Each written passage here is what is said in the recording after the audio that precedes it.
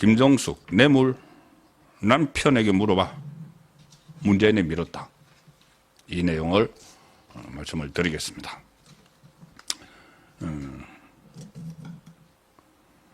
자, 그 전에 이제 뇌물 사건을 전주지검 조금 전에 말씀드린 박영진 전주지검장이 아주 의혹을 가지고 수사를 하고 있습니다. 전주지검의 형사 3부 검사 9명을 다 투입을 해서 지금 수사를 하고 있는 상황이죠.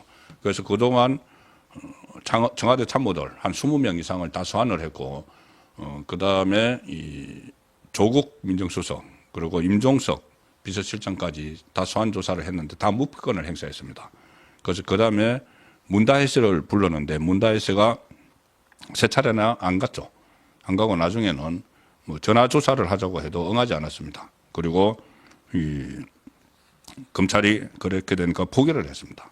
포기를 하고 김정숙 씨를 또 소환을 통보를 했는데 김정숙도 안 간다.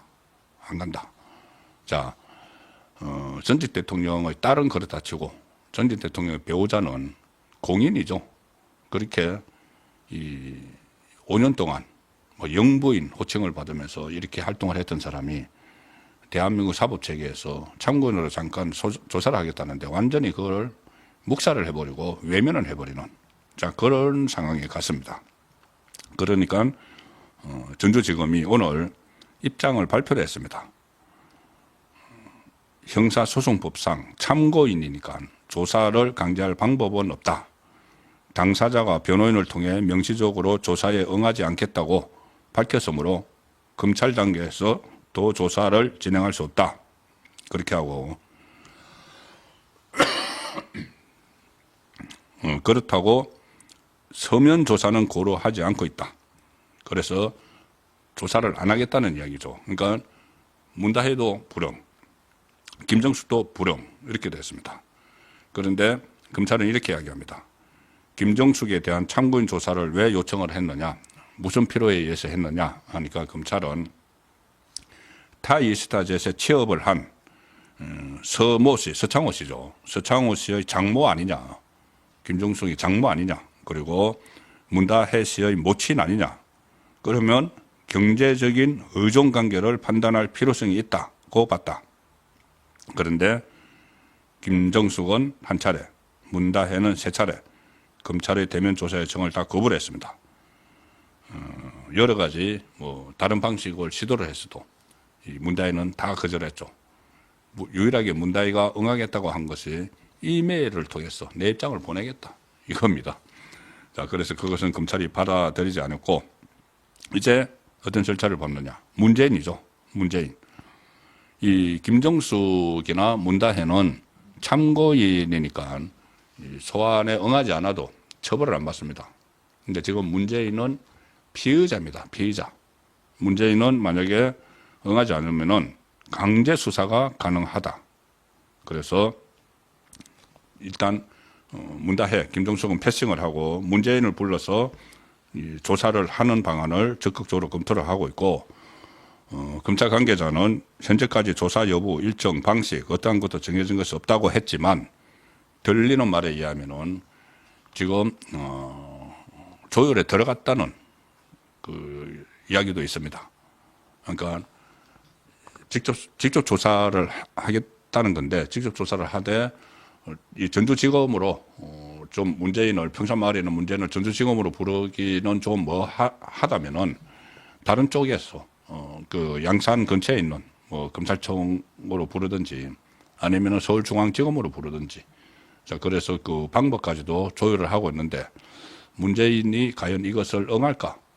문재인은 그 감사원에서 보내는 그 서해 공무원 피살 사건과 관련해서 서면 조사를 하려고 하니까는 무례하다 뭐 이런 식의 반응을 보였던 사람이죠. 그래서 응할까? 그러면은 응하지 않으면은 또 검찰이 그냥 피의자인데 그냥 넘어갈 수는 없는 거죠. 응하지 않으면은 강제로 소환을 하는 방법도 다 써야 됩니다. 그러지 않으면은 이게 온 그 청와대 그리고 정부 부서를 사유화해서 문다혜의 태국 이주를 막 도운 것이죠. 그리고 김정숙 씨를 부르려고 했던 것도 이 5천만 원 특활비로 의심되는 5천만 원 돈 보자기로 문대사에게 이상한 방법으로 건네준 거나 아니면은 이 특활비를 관리하던 양인에서나 유성화 씨가 문대에게 돈 보내준 거 이런 게 있기 때문에 그게 다 보도가 됐습니다. 다 보도가 된 상황에서 그냥 검찰이 이걸 묻어버릴 수는 없는 거죠. 그래서 문재인 수사는 절대적으로 필요하다. 자, 그 상황으로 지금 가고 있고 아마 다음 달쯤 되면은 문재인 소환 정국이 조성될 가능성이 높습니다. 문재인 소환 정국.